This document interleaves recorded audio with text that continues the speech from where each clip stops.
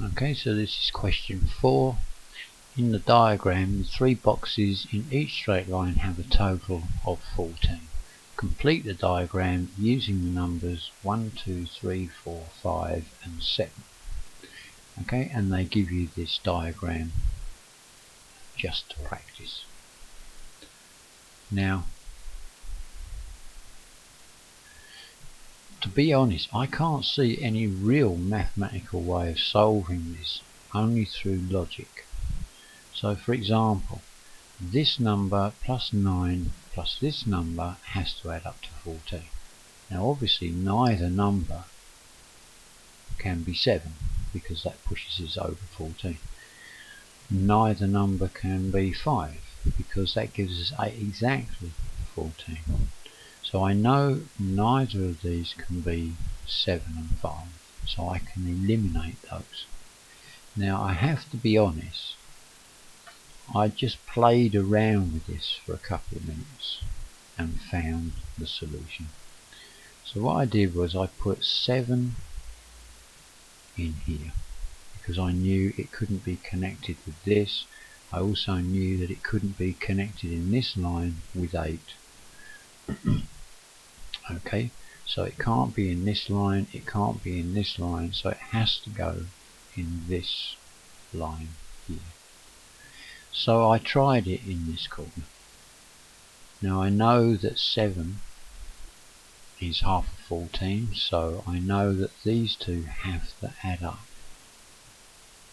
to 7. Now if I wrote 4 here, it means then that I would have to put 1 down here. So I'm now limiting myself as to what numbers I can get, and as we said, if I put a 1 down here, this would make this 9. If I would then have to have 5 here to make 14, but we know we can't have a 5 next to the 9. Okay, I'm trying to make this as simple as possible, but it purely is a logic problem. So I put the 3, which is a fairly low number, next to the 9 because I thought that was safe, and then the 4 here. Then it was just a question of working things through. So I know this gives me 14. Now 8 and 4 is 12, so this must be 2. Bearing in mind that I can only use these numbers once. Now 9 and 3 is 12 and 2 is 14.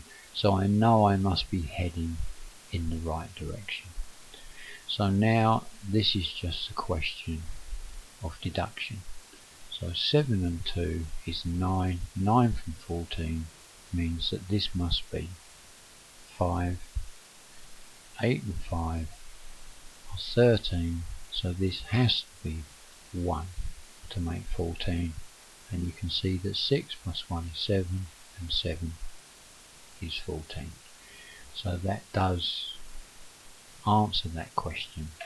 So a little bit of deduction and playing with numbers and you can get the right answer. To be fair, I don't think it's a very good mathematical question, but it does test your logic. Okay, so I'll move on to the next question.